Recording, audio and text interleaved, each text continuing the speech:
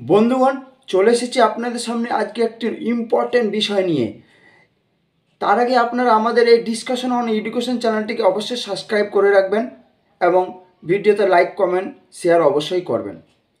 আজকের বিষয় হচ্ছে ক্লাস, বিশেষ করে ক্লাস 9 থেকে ক্লাস MA পর্যন্ত। আজকের এই ভিডিও যদি আপনারা ফুল দেখেন তাহলে আপনাদের পড়াশোনায় উন্নতি হবে, এটা নিশ্চিত।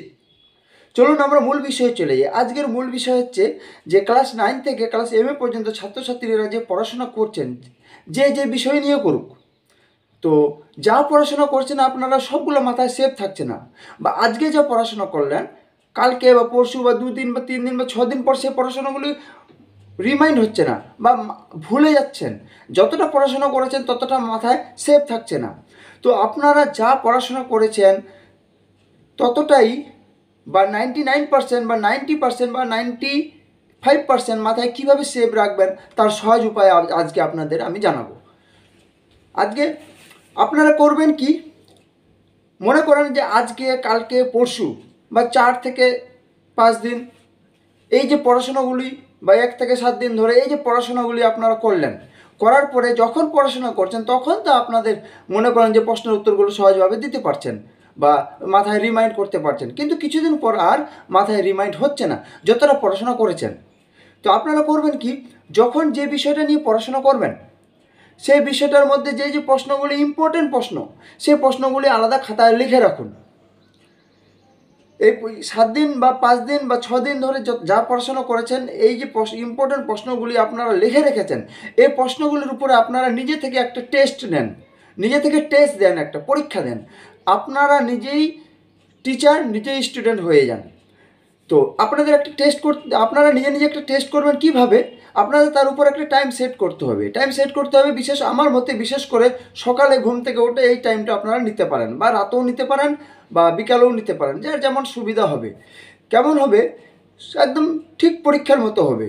মনে করেন যে আপনি 50টি প্রশ্ন কোশ্চেন সেট বানিয়েছেন, ইম্পর্টেন্ট যে বিষয়গুলি 7 দিন ধরে বা 6 দিন ধরে পড়াশোনা করেছেন সেই বিষয়গুলির উপরে 50টি ইম্পর্টেন্ট প্রশ্ন হয়েছে।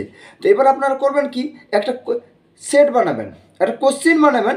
কোশ্চিন যে আপনারা বানাবেন, তো মনে করেন যে 50টি কোশ্চিন হলো, 50টি কোশ্চিনের জন্য আপনাদের টাইমও সেট করতে হবে যে 50টি প্রশ্নের জন্য কি টাইম সাধারণত পরীক্ষা থাকে।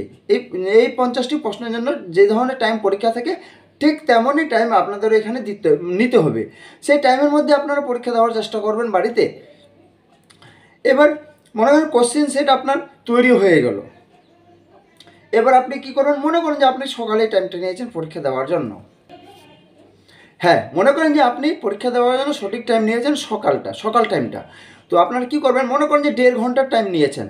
তো আপনি কি করবেন, সকালে যখন পরীক্ষা দিতে বসবেন তখন আপনি একদম একা ঘরে থাকবেন। একদম কোনো আপনি খাতা বা বই দেখে লিখবেন না, কারণ আপনি নিজেকে জাজ করছেন, নিজেকে জাজ করছেন। এখানে আপনার নিজে থেকে খাতা বা বই দেখার কোনো ব্যাপার নেই। আপনি যতটা পারছেন মনে করেন যে 50টি প্রশ্নের মধ্যে আপনি 25টি প্রশ্নের সঠিক উত্তর লিখতে পারছেন। তো আর 25টির মধ্যে কিছুটা খাপছাড়া করে লিখতে পারছেন। আপনার মাইন্ডে যা আসে, যতটা আসে, যেভাবে আসে সেভাবে আপনি লিখুন।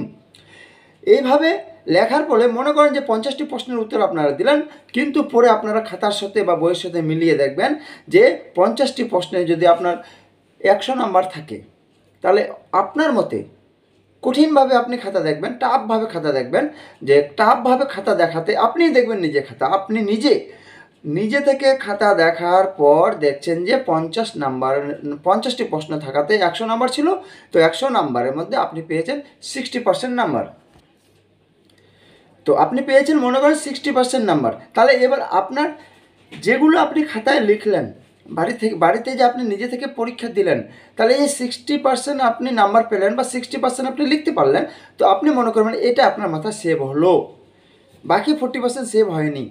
তো বাকি 40% সেভ করার জন্য আপনাকে করতে হবে কি, নেক্সট 7 দিন ধরে যে আমি যে টপিকগুলো পড়বো সেই টপিকগুলোর উপরে আবার আমি কোশ্চেন সেট বানাবো। সেই কোশ্চেন সেটগুলো যে বানাবো তার সাথে আমি আগের যে 40% আমার ঠিক মতো আমি অ্যান্সার করতে পারিনি বা মাথায় আমার সেভ হয়নি, সে 40%-এর কোশ্চেন আমি আগে নেক্সটের পরীক্ষা সেটের সাথে সেট করে নেব, তারপর আমি আবার একটা পরীক্ষা দেব। এভাবে করার ফলে আপনারা দেখুন আপনাদের পড়াশোনা উন্নতি হবেই হবে, মাথায় আপনাদের পড়াশোনাগুলো সেফ থাকবে। তো বন্ধুরা, আজকের ভিডিও এই পর্যন্ত। দেখা হবে পরবর্তী ভিডিওতে। আপনারা আমাদের ডিসকাশন অন এডুকেশনের চ্যানেলটিকে অবশ্যই সাবস্ক্রাইব করে রাখবেন। Thank you.